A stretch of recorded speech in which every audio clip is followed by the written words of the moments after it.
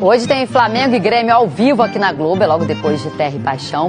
O Flamengo do Tite está com 2 vitórias seguidas e nas 2 partidas o goleirão Rossi não levou gol.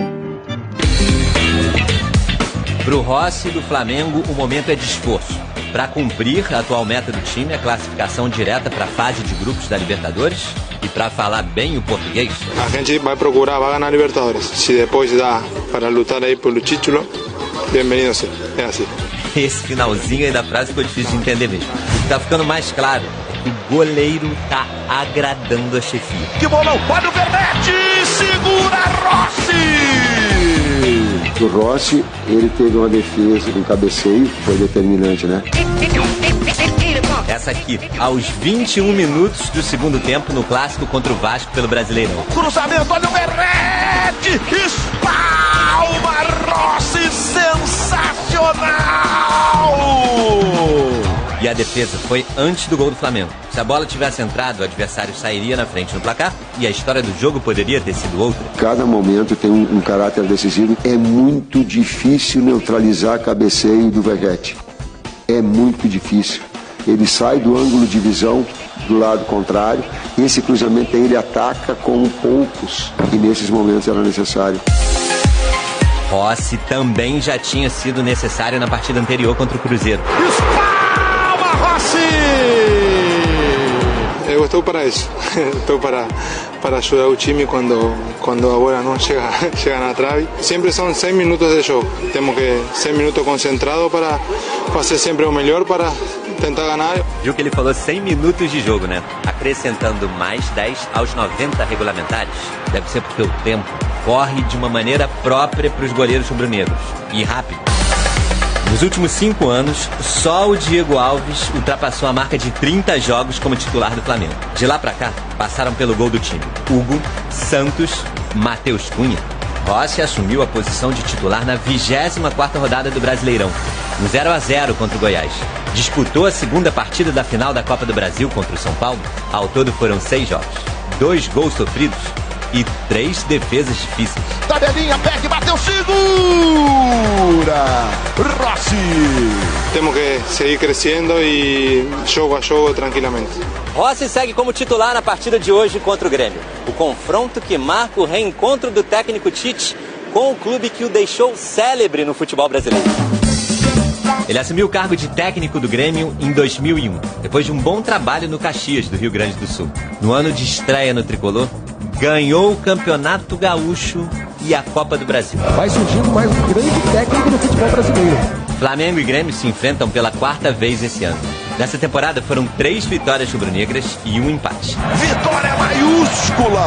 Porém, o Tite tem um retrospecto negativo na arena. Como técnico do Corinthians, foi derrotado nas 3 vezes em que enfrentou o Grêmio no estádio. Fez e foi pra festa o Pirata! Agora, pela seleção brasileira, o retrospecto do treinador na arena é diferente. Em 2017, o Brasil venceu o Equador por 2-0 pelas eliminatórias da Copa da Rússia. E em 2019, um empate por 0-0 com o Paraguai. Nos pênaltis, o Brasil conseguiu a classificação para as quartas de final da Copa América daquele ano. É gol! Se classifica o time brasileiro! O Brasil vai para a semifinal! O provável Flamengo que vai a campo hoje tem o Pablo na defesa, no lugar do Fabrício Bruno, que está suspenso. E lá na frente, pode ser que o Everton Cebolinha ganhe uma chance no lugar do Bruno Henrique. O gol, nenhuma dúvida. O titular é o argentino que está se esforçando para tomar conta da posição por um bom tempo. O Grêmio está num momento mais conturbado também fora de campo. Assim, entrevistas do Renato, assim, em uma espécie de confronto com a imprensa, como eu já referi antes, a não entrevista no Grenal, desta vez não pegou muito bem. O Renato tem uma força, assim, para tomar algumas atitudes que o torcedor releva, porque ele é Renato / estátua. Mas dessa vez não foi tão assim, o torcedor não gostou, a gente percebe assim por medidas de rede social dele não ter falado depois do Grenal, da maneira como o Grêmio perdeu o Grenal, né? Tem mais esse componente aí nesse caldeirão que a gente está referindo, o Grenal tem um peso grande aqui na província de São Pedro, e o Grêmio não apenas perdeu tendo descansado a semana inteira, enquanto o Inter, além de cansado, tomou uma pancada emocional terrível contra o Fluminense. O Grêmio perdeu no placar e no jogo, muito fortemente, assim. O Grêmio foi amplamente dominado pelo Inter, não acontecia isso há bastante tempo. Então, tudo isso aí entra no caldeirão. Inclusive, um Renato que, embora continue sendo estátua, a estátua dele está lá, ele já tem algum tipo de contestação de o que está fazendo, se pode fazer, se não é hora de terminar um ciclo no final do campeonato para o Grêmio tentar fazer algo diferente do que apenas ter o Renato e o seu talento para tirar o Grêmio de algumas situações. Tem um caldeirão que é negativo para o Grêmio para esse jogo. E ainda tem o Tite, né, que, vamos combinar, conhece bastante como é que funcionam as coisas, o ambiente, vai saber jogar com isso aqui. Agora, tem uma história um pouco de copo meio cheio e copo meio vazio, né? É claro que lembrar o passado do Grêmio recente no Campeonato Brasileiro, onde o Grêmio flertou, inclusive, de ser um dos desafiantes ao Botafogo na ponta, passa a ser pouco, né? Passa a ser um momento perigoso. Mas, ao mesmo tempo, se a gente volta mais por essa expectativa do Grêmio, o Grêmio tem 10 jogos pela frente e uma situação que, se pontuar ali uma vitória, pode até perder hoje, mas mesmo perdendo hoje, ele segue numa briga em que um sexto lugar pro Grêmio no Campeonato Brasileiro, diante de um time que veio na Série B, uma classificação, nem que seja pré-Libertadores, ainda que haja chance, se vencer hoje, fique em quarto lugar. O Grêmio ir para a Libertadores de 2024, infelizmente sem o Soares, porque ele não vai ficar, é um grande resultado e é uma grande temporada para o Renato Gaúcho. Eu vejo 2 cenários para o Grêmio na continuação do Campeonato Brasileiro. Isso vai se decidir nas próximas semanas. Se Fortaleza e Fluminense forem campeões, o Grêmio vai olhar lá para baixo e vai ver, ele já não se preocupa mais com o Fortaleza, nem com o Fluminense, nem com o São Paulo, que são 8º, 9º e 10º hoje.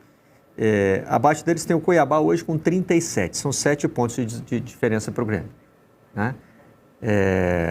Só que um pouquinho mais colado ali tem o Atlético Mineiro, então acaba virando uma briga de 7 clubes por 6 vagas. Acho que de 5 clubes por 4 vagas, né? Botafogo e Bragantino, já pode colocar. Claro.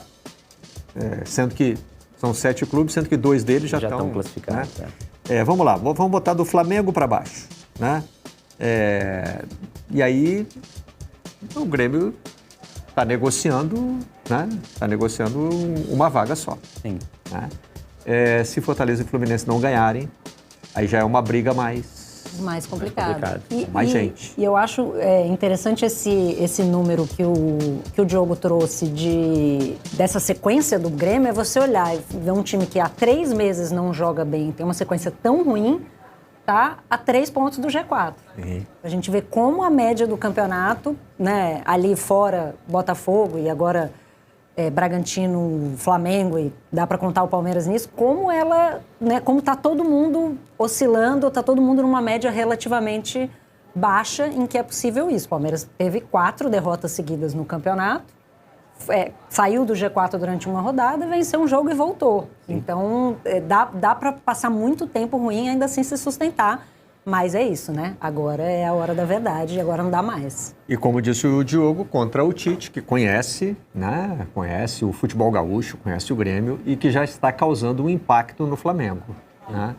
Foram 2 jogos em que decisões que a comissão técnica tomou parecem ter mexido no andamento, né? Tem uma transformação já no ambiente que é relatada de quem vive o dia a dia do Flamengo. Hoje, para a imprensa, não é fácil viver o dia a dia de qualquer clube, né? Porque é tudo muito fechado, mas mesmo assim, o relato de quem cobre Flamengo é de que, tipo assim, virou um clube. E que não é absurdo, né? Cobre um clube, qual lugar é o Flamengo, né? Antes não era isso, você cobre, é o Flamengo, sei lá o que pode acontecer, não se tem um minuto de paz, hoje não.